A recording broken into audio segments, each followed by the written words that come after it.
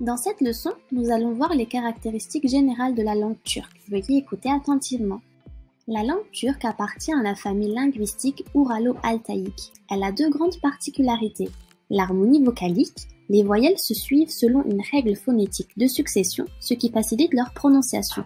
Et la suffixation, les noms se déclinent et les verbes se conjuguent à l'aide de suffixes, il n'y a pas de préfixe. En dépit de ces particularités, le turc présente beaucoup de facilité d'apprentissage.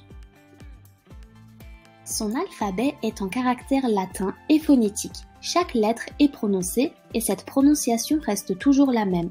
Il existe une seule lettre muette que l'on appelle le G muet, yumuşak G.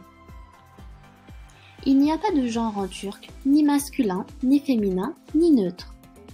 Et les adjectifs n'ont par conséquent qu'une seule forme et sont invariables. Exemple, iye qui veut dire bon, bonne, beyaz qui veut dire blanc, blanche. Il n'y a donc pas non plus d'accord de nombre entre l'adjectif et le nom. Exemple, beyaz evler, les maisons blanches. İki beyaz ev, deux maisons blanches. L'adjectif qualitatif épithète précède toujours le nom. Büyük bir masa, une grande table. Masalar büyük, les tables sont grandes. Les adjectifs précèdent le nom, cependant, ils deviennent des adverbes quand ils précèdent le verbe. Exemple, güzel bir konuşma yaptı. Il a fait un beau discours. Güzel konuştu, il a bien parlé.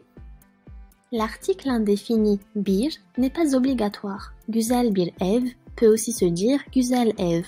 Remarquez que, contrairement au français, l'article indéfini précède immédiatement le substantif. L'article défini est exprimé avec l'accusatif. Bir ev gördüm, j'ai vu une maison. Evi gördüm, j'ai vu la maison. Le turc ne possède pas d'article partitif du, de la, de l'apostrophe, des apostrophes. Exemple, kahve istiyorum, je veux du café.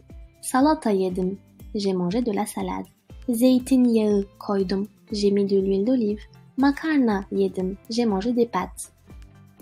L'ordre des mots dans la phrase est régulièrement SOV. Le sujet nominal est toujours au début de la phrase et le verbe se place à la fin de la phrase. Seulement, dans la littérature ou dans le langage quotidien, on peut trouver le verbe ailleurs qu'à sa place traditionnelle.